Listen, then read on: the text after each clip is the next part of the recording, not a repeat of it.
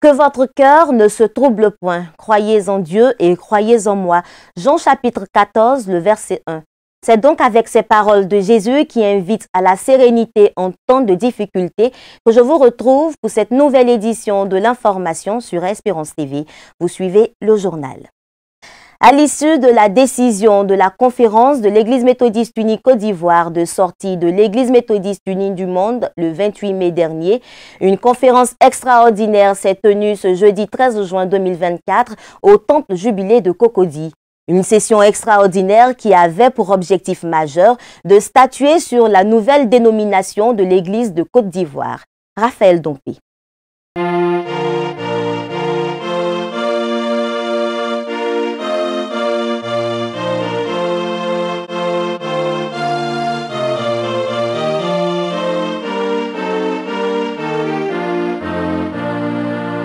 Après la décision de sortie de l'Église méthodiste unie, décision prise par la conférence extraordinaire à l'unanimité des délégués le 28 mai, rendez-vous a été pris ce jeudi 13 juin 2024 pour une nouvelle session extraordinaire au Temple Jubilé de Cocody. Regard de l'actualité du moment au sein de l'Église. Cette réunion au sommet de l'Église, présidée par le bishop Benjamin Boni, a eu plusieurs points à l'ordre du jour, notamment la décision historique de changement de dénomination et de révision des textes de l'Église méthodiste. Considérant que l'Église missionnaire en Côte d'Ivoire, héritée des premières communautés d'immigrés africains anglophones, des années 1868 à 1923, installée sur les côtes maritimes et fluviales à Assini, Grand Bassam, Grand Laou, à forte dominance Fanti-Nzima, est l'Église méthodiste. Considérant que le contexte colonial politique français d'alors ne fut pas favorable à la présence et à l'évolution de ces premières communautés étrangères anglophones et que, pour cette raison, la mission méthodiste fut fermée en 1923. Considérant que la Wesleyan Methodist Missionary Society de Grande-Bretagne a dû alors user de stratégie et fit appel aux missionnaires protestants de la Société des missions de Paris pour obtenir l'ouverture de la mission méthodiste et prendre les devants de l'œuvre missionnaire en Côte d'Ivoire en 1924, et que de ce fait, intégrant l'Afrique occidentale française, AOF, l'Église missionnaire fut appelée par convenance politique coloniale du nom de Mission protestante de l'Afrique de l'Ouest. Considérant que, conformément aux accords conclus, les missionnaires protestants français tinrent promesse d'accompagner l'œuvre missionnaire en Côte d'Ivoire jusqu'à l'orée de l'autonomie interne de la mission protestante méthodiste en Côte d'Ivoire, avec l'élection de son premier chairman de district, en la personne du révérend pasteur Samson Ago-Nangui, installé dans ses fonctions lors du jubilé 1914-1964 de l'Église, célébré le 25 octobre 1964 et que dès lors, l'objectif de sécurité et de paix étant atteint, les missionnaires français amorcèrent leur retrait pour laisser les missionnaires méthodistes de la Grande-Bretagne poursuivre leur œuvre en Côte d'Ivoire. Considérant que le district de l'Église protestante méthodiste en Côte d'Ivoire, affilié à la Conférence méthodiste de Grande-Bretagne, poursuivit son évolution jusqu'à son autonomie institutionnelle, acquise le 9 février 1985, pour devenir Église protestante méthodiste de Côte d'Ivoire, EPMCI, considérant que, conformément aux souhaits des pionniers lors des assises des premières conférences, notamment celle inaugurale de 1985 et de 1986, de diversifier les relations de l'Église avec les méthodistes au-delà de l'Afrique et de l'Europe, une visite aux États-Unis de son premier président de la conférence, en la personne du révérend pasteur Emmanuel Aboyando en 1986, accompagné du secrétaire de la conférence d'alors, en la personne du révérend pasteur Benjamin Boni, s'est avérée prometteuse en ce qui concerne l'Église méthodiste unie, qui qui rassemble plusieurs pays du monde méthodiste.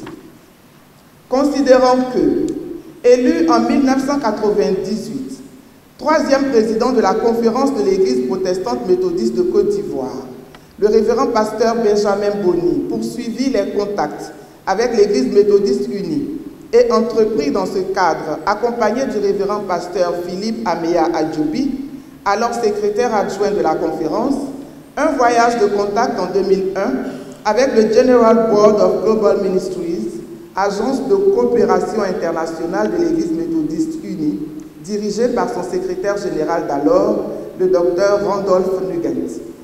Considérant que le rapport de ce voyage aux États-Unis, assorti d'une proposition d'intégration à l'Église méthodiste unie du monde, fut favorablement et unanimement accueilli par la 9e conférence présidée par le révérend pasteur Isaac Agré, alors surintendant du district d'Abidjan Sud. Considérant que, eu égard à la décision unanime de la 9e conférence, la cérémonie marquant l'intégration de l'Église protestante méthodiste de Côte d'Ivoire au réseau mondial de l'Église méthodiste unie fut célébrée solennellement le 4 octobre 2003 au stade Félix Houphouët-Boigny, événement qui consacra la mutation de l'Église protestante méthodiste de Côte d'Ivoire et PMCI en Église méthodiste unie Côte d'Ivoire, en abrégé EMUCI, avec l'adoption du logo, la croix et la flamme de l'Église méthodiste unie. Considérant que l'Église méthodiste unie Côte d'Ivoire devint une conférence annuelle, membre d'office de la conférence centrale de l'Afrique de l'Ouest, et que, lors de ces assises tenues à Abidjan du 13 au 17 mars 2005, le révérend pasteur Benjamin Boni a été confirmé président de l'Église méthodiste unie Côte d'Ivoire sur proposition de la conférence annuelle de Côte d'Ivoire, devenant ainsi le premier bishop de l'Église méthodiste unie Côte d'Ivoire, solennellement installé dans ses charges le dimanche 13 mars 2005 au Parc des Sports de Treichville par le bishop Rudiger Minor, bishop de la conférence annuelle de Russie, alors président en exercice du Conseil des bishops de l'Église méthodiste unie. Considérant que la conférence annuelle de Côte d'Ivoire poursuivit sa marche normalement au sein de l'Église méthodiste unie, en prenant régulièrement part par des délégations paritaires de pasteurs et de laïcs aux conférences générales de l'Église méthodiste unie, notamment celle de Tampa en 2012, celle de Portland en 2016, celle spéciale de Saint-Louis en 2019 et celle de 2020, reportée en 2024 à Charlotte, toutes aux États-Unis d'Amérique. Considérant que la nouvelle politique d'organisation et d'orientation de l'Église méthodiste unie, issue de la conférence générale de 2020, reportée en 2024, tenue du 23 avril au 3 mai 2024 à Charlotte, Caroline du Nord, États-Unis, basée sur la régionalisation, consacra une nouvelle définition du mariage favorable à l'homosexualité et aux personnes LGBTQIA+, considérant de ce fait que la nouvelle Église méthodiste unie se démarque des Saintes Écritures et ne repose sur aucune valeur biblique et disciplinaire, mais plutôt, désormais, sur des valeurs socio-culturelles contextuelles qui ont consommé son intégrité doctrinale et disciplinaire et ne convient plus à la conférence annuelle de Côte d'Ivoire. Considérant la décision de sortie de l'Église méthodiste unie prise par la conférence annuelle de Côte d'Ivoire à l'unanimité des délégués réunis en session extraordinaire le 28 mai 2024 au temple MUC Jubilé de Cocody, par motif de conscience devant Dieu et devant sa parole, autorité suprême en matière de foi et de vie, la conférence annuelle de Côte d'Ivoire, en conséquence de la rupture de relations avec la dénomination Église méthodiste unie, décide, en conformité avec son histoire confessionnelle originelle, ce qui suit. Que l'Église méthodiste unie Côte d'Ivoire, EMUCI, anciennement dénommée Église protestante méthodiste de Côte d'Ivoire et PMCI, s'appelle désormais Église méthodiste de Côte d'Ivoire, fait à Abidjan le 13 juin 2024 pour la conférence Bishop Benjamin Boni. Après discussion et proposition, c'est à l'unanimité que l'ensemble des délégués a voté pour la nouvelle appellation Église méthodiste de Côte d'Ivoire. La décision de changement de dénomination est une suite logique de la décision de sortir de la dénomination Église méthodiste unie qui a été déjà adoptée. Le changement de nom va entraîner naturellement des réformes, des tests, des démarches administratives pour faire acter ça par l'autorité administrative des tutelles pour obtenir un nouvel arrêté modificatif de l'arrêté existant. Et s'agissant des fidèles du corps du Christ, des méthodistes en général, c'est changer d'habitude. L'abandon du nom Église méthodiste unie Côte d'Ivoire, l'abandon du logo, la flamme rouge et la croix, et donc faire disparaître dans nos habitudes de vie en Église tout ce qui symbolise l'Église méthodiste unie et son logo. Et donc dans les cérémonies officielles de l'Église, éviter d'utiliser le nom Église méthodiste unie, le logo donc composé de la croix et de la flamme qui y sont attachés. La dénomination ne comporte pas d'abréviation. Il s'agit simplement du nom Église méthodiste de Côte d'Ivoire. C'est ce nom qui a été adopté et c'est ce nom qui va être utilisé sans abréviation, sans sigle. L'Église méthodiste de Côte d'Ivoire continue sa marche vers le royaume céleste avec pour chef Jésus-Christ, l'espérance du monde. Et justement, à cette session extraordinaire, plusieurs délégués, pasteurs et laïcs venus de tous les districts étaient présents. Je vous invite à suivre ici la réaction de quelques-uns après la décision de la conférence. Je pense que le fait que l'Église ait changé de dénomination est une très bonne chose dans la mesure où nous avons décidé de sortir de l'Église méthodiste unie, vraiment qui a adopté l'homosexualité. Et l'Église méthodiste de Côte d'Ivoire vient de pouvoir maintenant décider de ne plus s'appeler unie, mais d'être vraiment méthodiste tout court de Côte d'Ivoire. C'est une très bonne chose. Je pense qu'elle permet à l'Église de Côte d'Ivoire de s'affirmer et de savoir qu'elle reste attachée à la parole de Dieu, à la Bible, qui est le fondement de la foi et de la famille. Et donc je pense que c'est une très bonne chose vraiment pour nous en tant que chrétiens méthodistes de Côte d'Ivoire, de voir que nous avons changé vraiment d'appellation. C'est une très bonne chose. Nous partons dans nos districts avec cette bonne nouvelle, vraiment pour encore galvaniser les fidèles, les laïcs, vraiment à travailler pour l'Église méthodiste de Côte d'Ivoire. Alors à propos du changement de nom, c'est une bonne chose parce que si nous sommes sortis, il faut que nous reprenions notre position initiale. Nous étions méthodistes. Nous restons méthodistes de Côte d'Ivoire. Avant d'entrer dans l'Église méthodiste unie, quand on demande à un méthodiste, tu es de quelle religion? Il dit je suis méthodiste. Donc si nous revenons à notre position, c'est le méthodisme. Nous ne changeons pas. Mais nous sortons de tout ce qui est pervers et qui dénature le christianisme. C'est cela. L'Église donc a plusieurs étapes et le changement de nom répond réellement aux besoins de ce que l'Église a quitté l'Église méthodiste unie du monde à cause de ce que nous savons, l'homosexualité. Et donc nous, en tant que méthodistes, donc nous sommes de tradition, c'est l'héritage wesleyen, l'héritage méthodiste, dont nous conservons le nom méthodiste. Et tous les autres artifices peuvent venir à côté. Donc l'Église a bien fait de maintenir le nom méthodiste dans notre appellation. Et on voudrait appeler tout le peuple de Dieu à prier, à continuer de prier pour notre Église, pour que cette étape que nous entamons, qui n'est pas seulement réservée à l'Église méthodiste, c'est vraiment un vent qui souffle pour toutes les églises. Et toutes les églises doivent être en prière pour que la parole de Dieu, l'autorité de la parole, soit respectée et la parole soit vraiment mise en exergue dans notre vie et dans notre pratique. Donc nous saluons la décision de la conférence et nous sommes disposés à accompagner l'Église dans cette mutation et surtout pour marquer notre présence dans la Côte d'Ivoire.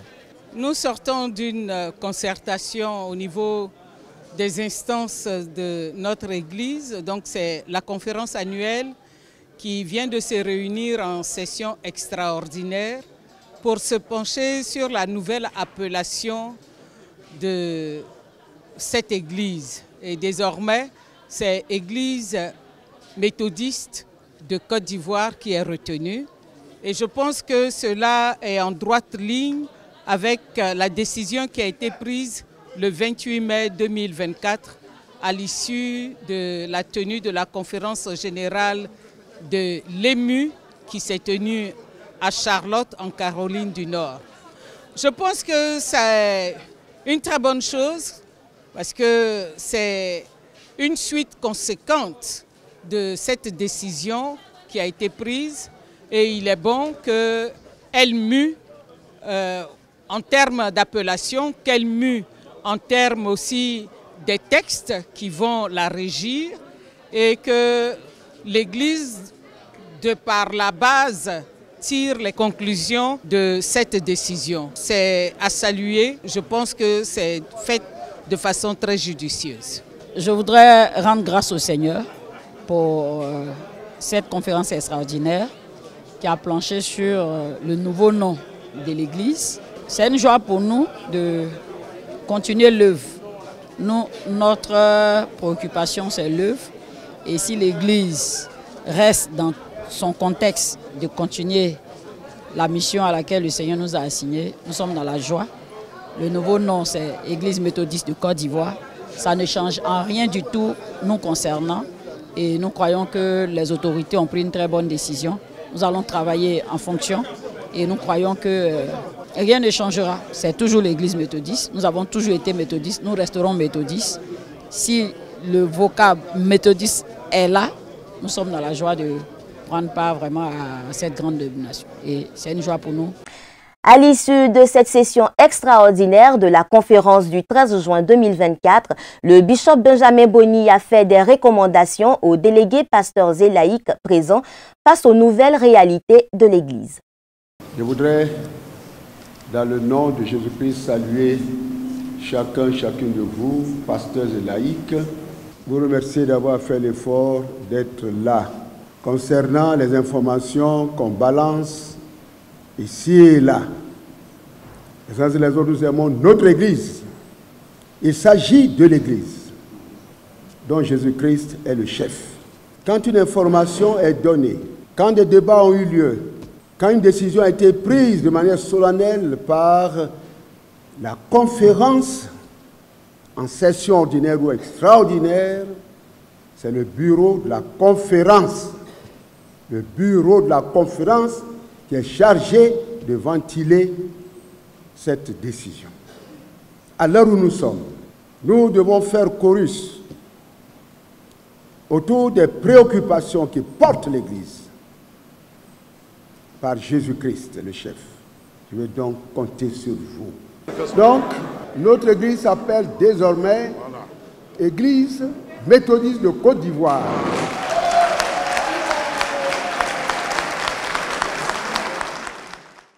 Je voudrais dire aussi, comme l'ont fait certaines conférences annuelles, nous adoptons une nouvelle appellation avec notre logo, avec les textes que nous soumettons au ministère de l'Intérieur. Et dès que l'agrément est donné, eh bien, nous utilisons notre papier en tête et nous signalons là-bas que notre Église fonctionne en tant que... C'est tout. Il ne doit pas avoir de cacophonie à notre niveau. Et dans nos communications aussi, dans nos prédications, dans nos études bibliques, en toutes sortes de communications, nous n'adoptons pas le ton de l'agressivité, un ton conflictuel. Non. Ils évoluent, nous évoluons. Nous nous sommes affirmés et nous affirmerons jusqu'au bout. Pas de fébrilité, pas d'attaque. Les autres ne sont pas nos ennemis. Ils font ce qu'ils croient être bon de faire. Nous faisons ce que nous voulons faire par la grâce de Dieu. En ce qui concerne le logo, sous peu dès que nous sortons de nos dispositions pour que notre logo soit effectif. Le logo flamme sous la forme de la flamme de la croix, nous n'utilisons plus puisque nous avons pris notre option. Et nous devons faire en sorte que, au fur et à mesure que nous avançons, que tout ce qui est de l'ancien logo disparaisse. C'est la raison pour laquelle, à compter d'aujourd'hui, les impressions de pagne ne doivent plus se faire avec le logo, la flamme. Vous passez donc au bureau à cet effet. Maintenant, il y a le logo que nous portons sur les tôles et autres. Eh bien, nous sommes obligés de prendre nos dispositions pour aller progressivement, aller rapidement jusqu'à ce que cela disparaisse. Donc, c'est des situations pratiques auxquelles nous devons faire face. Le Seigneur permettra d'y faire face. Donc, là où il y a le logo, la flamme, vous prenez donc les dispositions pour remplacer. Et si, sur un aspect ou sur un autre de la vie de l'Église, par rapport au parcours aujourd'hui, si vous avez des questions de grâce, référez-vous au bureau de la conférence pour qu'il n'y ait pas de dissonance, n'est-ce pas, dans la marche que nous entreprenons. Que le Seigneur, le chef béni de l'Église, conduise son œuvre de manière souveraine et qu'il nous donne de marcher pas à pas, la main dans la main. Au cours de cette session, un comité scientifique a été mis en place pour réfléchir et harmoniser les textes de l'Église méthodiste Côte d'Ivoire. Nous abordons un autre chapitre dans cette édition. Les pluies diluviennes qui se sont abattues sur le district d'Abidjan ont causé une grande montée des eaux, entraînant d'énormes dégâts matériels et des pertes en vies humaines. 48 heures de pluie sans discontinuer sur le district d'Abidjan, faisant plusieurs victimes, dont 7 morts, bilan du groupement des sapeurs-pompiers militaires. Depuis les premières alertes pour pluie, montée des eaux, hier autour de 16 heures, nous avons enregistré 25 interventions qui sont liées spécialement aux pluies d'hier soir. Actuellement, à 11 heures, le bilan fait état de 229 victimes, dont 205 mises en sécurité. 17 victimes ont été évacuées vers des centres hospitaliers et nous avons malheureusement enregistré 7 cas de décès. 6 communes déjà impactées par ces pluies diluviennes, ce sont Abobo, Adjamé, Cocody, Yopougon, Atekoubé et Benjéville. 150 pompiers et une trentaine d'engins sur le terrain pour porter secours aux populations. Le GSPM invite toutefois l'ensemble de la population à la vigilance. Si vous vous retrouvez dans une situation de détresse à cause de ces pluies, vous pouvez appeler le GSPM à ces différents numéros, le 180 qui est une ligne ouverte, elle est gratuite, le 01 80 13 28, le 05 01 180 180, le 07 78 180 180. Vous pouvez également nous joindre grâce à l'application Alerte Pompier 180. C'est une application Android qui permet de nous contacter. Mais dans toutes les situations, si la pluie vous surprend quelque part, abritez-vous dans un endroit sécurisé. Si les montées des eaux vous menacent, essayez d'atteindre une position en hauteur. Et nous vous demandons de grâce d'éviter les déplacements quand il pleut fortement, sauf en cas de nécessité.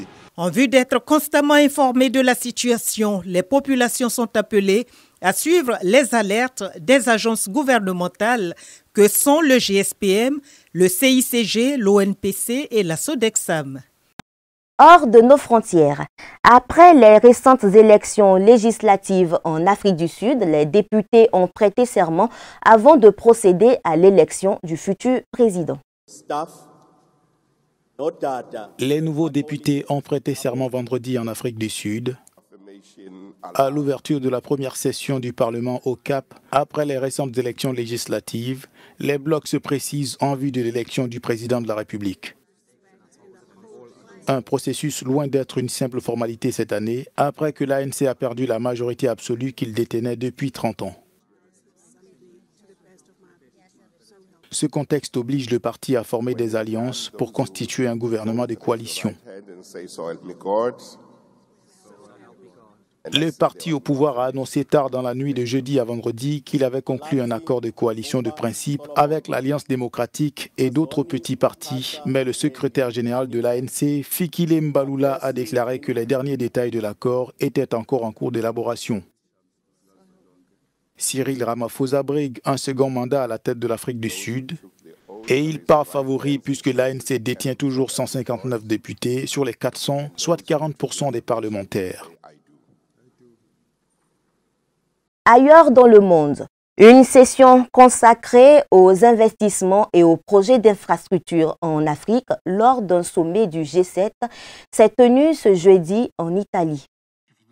Une session du G7 en Italie a été consacrée à l'Afrique ce jeudi, présidée par la première ministre Giorgia Meloni. Le groupe des 7 a l'intention d'accroître ses investissements sur le continent. Nous voulions créer une alternative à cet investissement dans les infrastructures et ce n'est pas seulement la puissance de feu financière qui est impressionnante, mais le partenariat est aussi durable. Il est bon pour la planète et bon pour les finances des pays, si je peux le dire. Cette combinaison rend notre offre différente des autres. Ce qui est important, c'est que nous voulons apporter des avantages durables à l'économie locale de nos partenaires.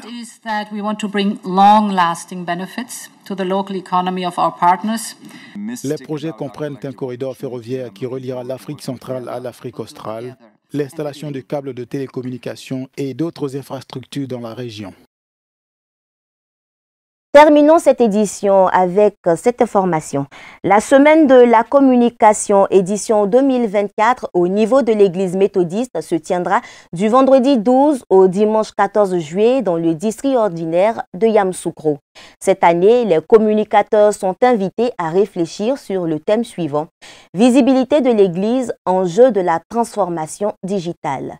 Avec pour sous-thème nouvelles orientations de l'église, enjeux et perspectives.